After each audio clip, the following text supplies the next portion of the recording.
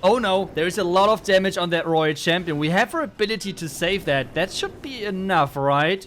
Royal ability, that's fine. Can we get that scatter? Can we get that scatter? No, the Royal Champion is back with this new pet. Let's go. Hey Clashers, sneak peek number 3 for the Town of 15 Clash of Clans update. And as some of you already have noticed, there is 4 new pet house level, which means we have 4 new pets coming to Clash of Clans, which is going to be incredible. But before we take a look at all of the different pets, a quick rundown of what you have to go through to unlock every single one of them. Because you have to upgrade your pet house 4 additional times to actually get it to level 8. Every single level is going to unlock 1 more pet. Another important fact is, level 10 is the max for every single pet. So there's no new level for the existing pets right now in the game. There's only coming 4 new pets, which have 10 level each. That's a lot. So let's take a look at the pets. We have the first pet, which is Frosty. Frosty is a combination of a witch and a yeti, which sounds strange, but it makes sense in just a second. So what this pet does is it is ranged, it follows your hero, and is going to summon ice spirits, or frost mites, how it's called, to slow down defenses. But not only that, the regular attack of Frosty as well is going to slow down defenses. And that is quite impactful. The slowdown is a lot, especially on those key defenses, like slowing down an Expo, an Inferno Tower, or some things like those. It's really powerful. It can be really powerful overall. You can see how many buildings already were taken down just by the King and the Frosty. So that's quite impressive. But it's obviously not only that new pet. We have way more. Frosty is though the first pet which unlocks on level 5 of the pet house. On level 6 of the pet house, we have Diggy. Diggy is the new pet, which is you can compare it to a miner, okay? It is like a miner, and as soon as it's coming up at a building, it's going to stun that building for 3 seconds. That's a lot, okay? That's a lot. It's a lot of stun duration, and especially at key defenses like the Monolith, it is having a lot of impact. You can see how easily this queen took down this entire island of defenses. On level 7, we have the Poison Lizard. The Poison Lizard is getting unlocked and is kind of working as a wizard, but with, I don't know, like with having the idea of being a headhunter. Because how this pet works, it works like a wizard, it attacks everything, but as soon as a hero is coming close, this pet is going to go for heroes. If the hero, which is connected to the pet, is dying, then the Poison Lizard is just going straight for the next hero, okay? You saw it, it just went straight for the next hero. But that's only the case if your hero, which is holding the pet is dying. The next pet, in my opinion, you saw it already in the intro, is by far the coolest pet in Clash of Clans, the Phoenix, okay? It's a bit more complicated, but I will explain it. You have an egg chasing your hero, which is not doing anything, okay? But as soon as a hero is dying, the pet is going to activate and the Phoenix is going to arrive. The Phoenix is going to get your hero back to life for 10 seconds. In those 10 seconds, the hero cannot die, but it cannot generate any hit points, for example, with healers or something. It's just going to stay alive for 10 seconds. That's it. Then the hero is dead. It's going to die 100%. You cannot do anything about that. Phoenix, though, is going to survive and is working as a normal dragon, I would call. The nech thing which you can do is, which is a really funny interaction, you can turn the auto ability off of your heroes, and you can use hero abilities after your hero got revived. At the same time, though, this is showing really nicely that you cannot recover any hit points. So the Royal Champion ability is a little bit more wasted. So I did not find any good solution or whether this is really useful, but I thought it would be a funny interaction, which is somehow kind of cool to watch. Next one, all of the prizes. And remember, all of the heroes, get all of the heroes to max, all 4 heroes to the max for Town of 15 costs you around about 5 million Dark Elixir without a gold pass. Well, let me say that the pets are even more expensive. Overall, 9.5 million Dark Elixir. That's a lot, which means pets and heroes together, in addition to the Monolith, is something between 15 and 16 million Dark Elixir. That's a lot of Dark Elixir we have to farm to max out Town of 15. That's just impressive. The next thing a lot of you wanted to see is the Town of 15 on this dark scenery in Clash of Clans. A lot of people thought, okay, it's not that easy to see certain defenses. I don't really see the problem, but yeah. The next thing which a lot of you wanted to see is a blimp, which is a blizzard. So super wizards are in there, in the poison of the poison tower, and that you can actually counter it with using a heal spell. I'm not sure if this is going to become meta. I feel like it's quite expensive, but that's how you can counter it if you want to. So there's a lot of things on how you can counter certain interactions, which is so crazy about this update. There is so much stuff you have to learn new and find new interactions, which is so much fun. It's crazy. The next thing, there's one more thing you wanted to see, and that is, well, how does the raised up clan castle in the defense works? Let me show you this. We're going to do a queen charge. We have our raid tower set up, and we have four super minions in the defense, okay? Yeah, we're going to queen charge in there. Let's try it, okay? Yeti Bloom to take down the single Inferno Tower, and now queen charge into that clan castle and see how that works. So, queen is charging in, clan castle is getting lured. Now we have the rage activated on defense. We're raging early, using the poison, and still having to use the queen ability. Nearly the queen is dying. It's a lot of damage, it's a big threat, and you have to be careful. Queen charges are insanely tricky now. That's the next thing. So, since I'm using now this last part of this video, may need to show you a couple of examples, but at the same time answering comments, because I feel like a lot of comments were the same question. And I'm sorry, but I cannot answer to every single comment of those, okay? That's why I'm trying to pick up the most common questions and answer those at the end of those videos while showing great examples of things you wanted to see. So, example, you want to see if you can counter heal the poison tower. You want to see how do witches work. And that's exactly what we want to watch next. You can see 3 multi-Inferno Tower with the lightnings. We took down 2 scatter shots and took down both spell towers. Now the question is, does this work? A lot of you said witches are going to be OP. The question though is, are they going to be really OP? Because with watching this and having to go in between of 2 multi-Inferno Towers, it does not really look that strong. So I guess it's really base dependent. It's like a classic ring base. Okay, this is like a base which I would guess would be really common in Legends. 2 invisibility towers next to the town hall. Solid lightning value, I would argue.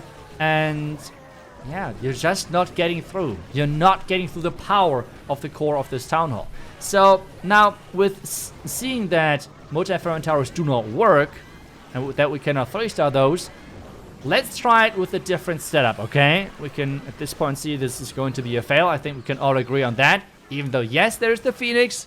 It's going to be strong, but I feel like, well, let's try it again, okay? Let's try the exact same attack again. We have done the lightnings already. It's the exact same base. The only difference is it's 2 single Inferno Towers, okay?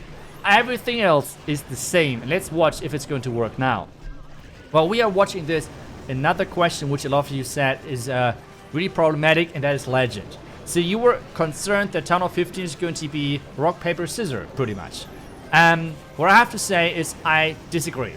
The reason why I disagree is the following. So, in Legends, so far, it's always that you're getting a lot of minus on defense. So you're receiving a lot of triple on defense, which is forcing you to 3-star non-stop, kinda. Now with this change, you're going to defend way more. Which means on offense, at this point now, it's not about getting every single base 3-star. It's all about being consistent with your attacks. Which means as soon as you're finding a base, let's say we're finding with mass witches this base with multi-Inferno Towers. Then we know already, okay, we might have some problems on this. So instead we're saying, okay, so this attack is all about getting high percentage. Then, for example, you're finding another base with 2 single Inferno Towers, which, because they want to defend Electro Dragons, then you can 3-star that. So it's all about being consistent on the bases where you think you're going to struggle against. So having a high average is still solid. And that is a meta shift which I love. I think it's stupid that you're approaching and being even able with 1 or even few different specific strategies to 3-star every single base. This is not how a strategy game should work. A strategy game should work that you have to adapt. And the best thing you can do is changing up siege machines. Just as an example, the Electro Dragons. You have seen in the previous video that you can adjust a lot of things. Lock Launcher versus Core Invisibility Towers. Easy. Electro Dragons will smash it. The same thing which you can adjust now is pets. You cannot you cannot adjust them during the attack, but you have now so many different pets. Like in the beginning of Tournament 14, people were expecting, okay, every single strategy will have the different pet setups, okay? The truth in the end was that everyone used the same pet combination. King Yak, Queen Unicorn, Owl the Warden, and then Lassie for the Royal Champ. Well, this is now not the thing anymore. You have so many options. You have so many options, guys. And with that, even with the same strategy, you have different options. So this is, I feel like, really important. And with those picks, you can try to, like, outbalance pretty much the weakness maybe of your strategy. Maybe you're saying, hey, my strategy is weak to stacked heroes. Well, that might be a little bit bad in Legends, but then you're putting the Poison Lizard onto one of your heroes and you're going to be fine. So this is like what I mean. You have to be adjusting a little bit, but this does not mean it's rock, paper, scissors at all, in my opinion. It's more about like being consistent and always getting at least high percentage, which is a different meta we're living in now, which I think is great. It's not always you have to 3-star everything, which is cool. It's something new, and as well, there's new strategies. So for example, Queen Charges, they're still possible. I know there's way harder, which I feel like is fair because it's a really skilled attack. It should be because on Tower 14 everyone could do Queen Charges. But it's more about that you have now to adapt to the base. Queen Charge Hog Riders. I mean, we have barely seen them on Tower 14. On Tower 15 I feel like it's going to be an incredible strong strategy because we can combine the lightnings really nicely, and at the same time with those pets, ground attacks are going to shine. Take a look at that. Mass Hog Rider attacks or Queen Charge Hog Rider attacks always had the weakness of, well, defending heroes. But you can now combine your Hog Riders with the Warden, and that is going to be connected to the Poison Lizard. Easy. So now you have so many more options and possibilities of trying to figure out the weakness of your strategy and try to, yeah, get rid of that with using the right pets, the right spells and everything. So you have just so many more options, which is just so cool. So overall, as well, to the people who are considering that, okay, Channel 50, I mean, that's not going to work for casuals. Well, it's going to be harder overall. I don't want to deny that. And the next thing, though, I want to say is that I don't think that's a bad thing. Even I feel like that this level, this town hall is going to be even a good thing for that. Overall, the difficulty level is going to be a bit higher. But what I think is good is that a lot of pros will build bases specifically versus some pro meta strategies. I don't think that if you're having a certain spell tower set up, where I would consider them kind of as traps, will be good just to copy them for everyone or for Legends. So it's more, or it's easier in general if a casual player is copying pro bases. Those bases should work less and should be weaker, if that makes sense for you, in a meta where casuals are living in. And that is good in my opinion. So we have something completely different metas, which I think is kind of cool. The next thing as well, which I want to show you because a lot of people ask for, is blimps, okay? The blimps overall are going to have a great time, especially like with the super wizards, super minion, and super archers. Super archers are going to be incredible. Take a look at this. Yes, there's 2 invisibility towers against this. 2 invisibility towers, yet we were able to stay in this in our own invisibility spell and make sure that we can take down the entire core. We used a really heavy investment with the Warden, so it couldn't even be baited, okay? Even like a ton of Black Mines, we don't care because we have just so many, just so much tanking power with the Warden, which means it's unkillable, right? So it's a lot of tanking. But that's kind of how this works, and this is what I love about this, that we have a meta shift because the really common meta strategies, like for example, the Lalo has not gotten a new level. This is why I'm so excited for the update, because it feels like, again, like a fresh experience of playing the game, and this is what I love so much about this. So don't panic, it's all good. You're going to have a great time on Tower 15. It's not going to be that it's not possible to 3-star any base. The next thing which I want to say, while we are watching the nice cleanup of the dragons, is that remember, you have now seen already what is new, and this is not the last sneak peek. Tomorrow there's going to be another sneak peek, which means there's even more stuff coming. I told you in the beginning, this is the biggest town hall update we ever had. And with that being said, people will take time. People will take time to actually get to the highest level and upgrade their stuff. At the same time though, if you're an Electro Dragon player, it takes you the upgrade to the laboratory, And then the Electro Dragon upgrade itself. That is 2 things you have to upgrade, while others have to upgrade Wizard Towers, Air Defenses, Mortars, Cannons, and everything. This is just such an unbalance. So you have to attack a lot of unmaxed bases in the beginning. So it's really easy for you to get into the mechanics. If you're afraid that Town of 15 is having too many different mechanics to Town of 14, or it's too hard to learn, no, you will have a really easy time of getting used to the new stuff, because you will mainly attack Town of 15s with pretty much Town of 14 defense. I hope I was able to, get some people this fear of Town of 15 out of them, because I'm just super excited about this update, and I hope that you can share this excitement, because I just think it's the coolest update we have had in such a long time. So I'm super excited. If you have any specific questions, anything you want to see as a gameplay, let me know down below in the comments. I will try to show it then in tomorrow's sneak peek.